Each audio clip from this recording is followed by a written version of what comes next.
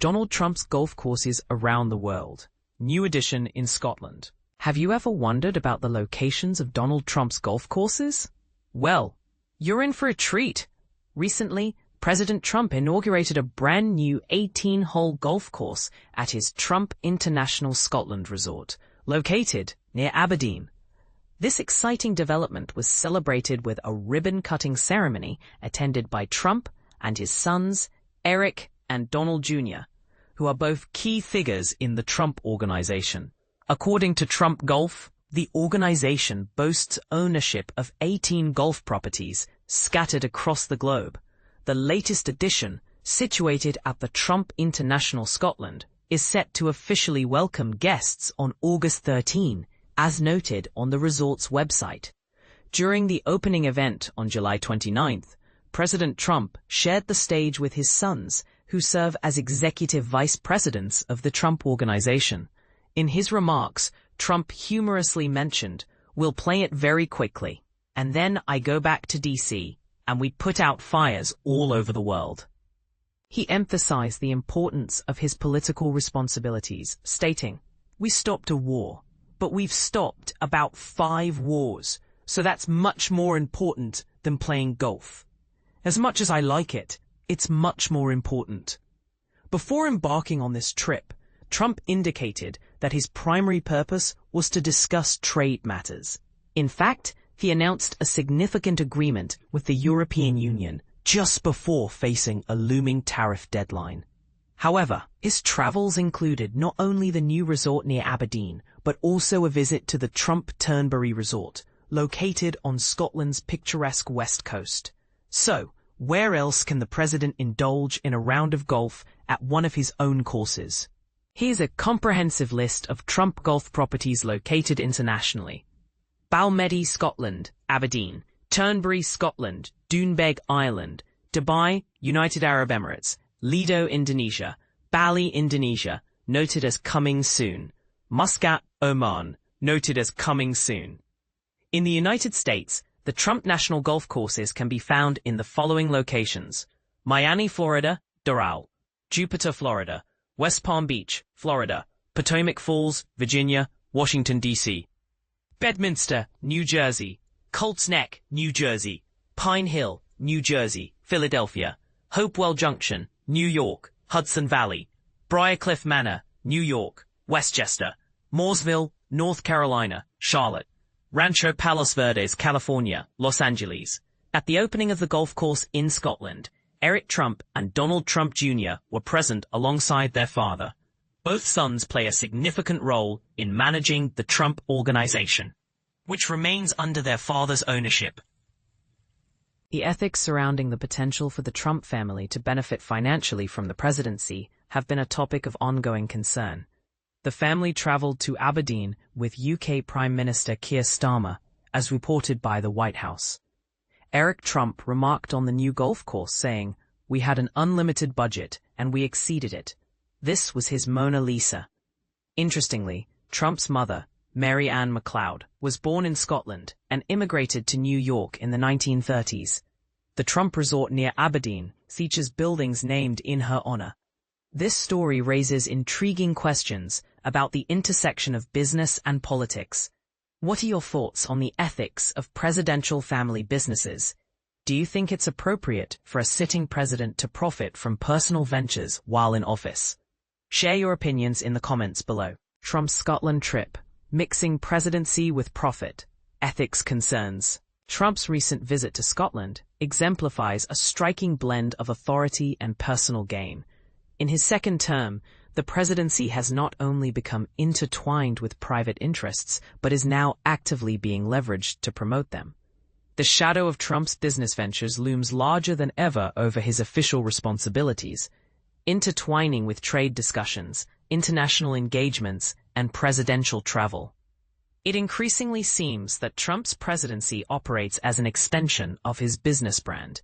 His latest trip to Scotland has made this connection impossible to overlook. Initially characterized by the media as a private trip for the inauguration of a new golf course at Trump International Scotland in Aberdeenshire, the narrative shifted to a working visit as framed by the White House.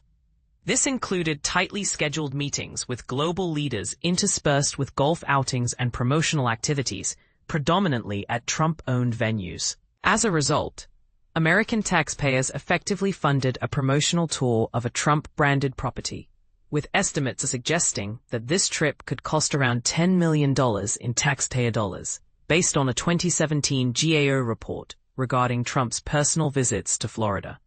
However, the potential financial benefits for Trump could be significantly higher. Analysis of disclosures from the Office of Government Ethics reveals that Trump has consistently earned more from his Scottish businesses than from any other foreign country. Since he took office in 2017, he has reported over $206 million in income from his Scottish enterprises, which constitutes about half of his total $412 million earnings from foreign businesses during that period. The meetings Trump held in Scotland further complicate the situation. These discussions, primarily conducted at Trump-branded locations, included notable figures such as European Commission President Ursula von der Leyen, Scottish First Minister John Swinney, and British Prime Minister Keir Starmer. Yet, this is merely the tip of the iceberg. UK media has speculated that Trump and his administration are exerting pressure on Starmer to facilitate the return of the Open Championship to Trump's Turnberry golf course. In April, UK officials engaged with the RA, the governing body of the tournament, regarding this matter, following reports that Starmer had directed them to do so.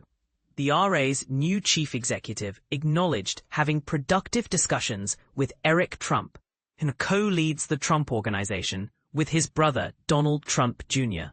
He confirmed that the governing body is exploring the feasibility of hosting the Open at Turnberry, but has repeatedly stated that it will not be influenced by requests from the UK government. He also noted that the scale of the event, which involves over 250,000 participants, presents significant challenges for Turnberry, leading to no immediate plans for its use.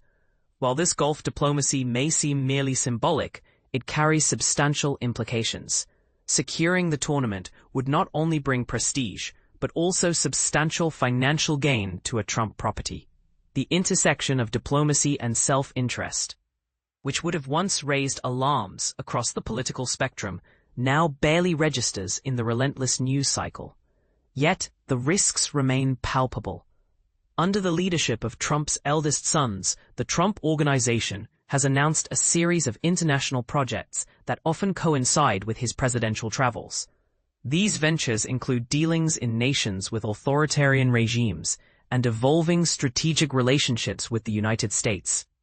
Trump's first significant international trip during this term commenced in Saudi Arabia, where the development of Trump Tower Jeddah is underway, and also included visits to Qatar and the United Arab Emirates.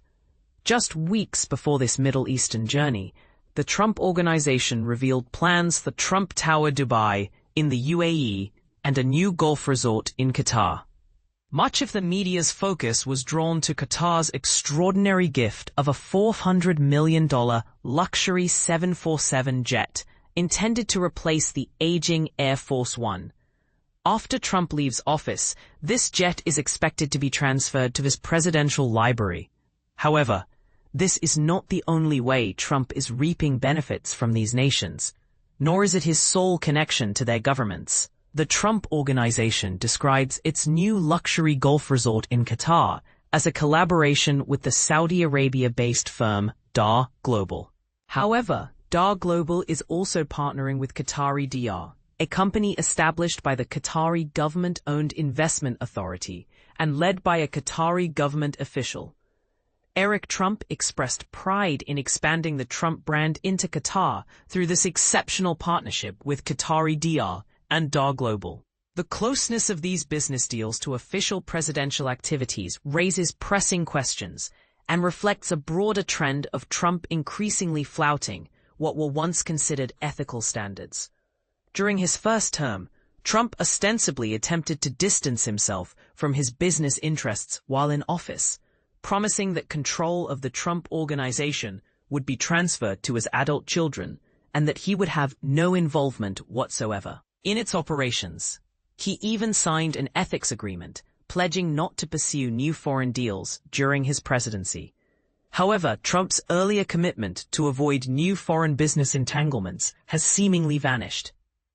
The ethics agreement he signed upon returning to the White House has opened the door to new international business opportunities while he remains in office, provided these deals are not directly with foreign governments. This creates a significant loophole for agreements with firms and individuals closely associated with foreign governments, such as Trump's Qatari project. Given that Trump's business endeavors could serve as informal channels to gain favor or signal alignment, the risks extend beyond mere reputation. The Emoluments Clause exists to prevent federal office holders from accepting benefits from foreign states without congressional approval. Although lawsuits invoking this clause were dismissed after Trump's first term, the underlying concerns remain unresolved and largely unaddressed in the current administration. From Doha and Dubai to Doonbeg and Aberdeenshire, Trump's second term is redefining the nature of diplomacy when the president is also a business owner. The lines between public service and private profit are not just blurred, they are being redrawn, and Trump is the one wielding the pen.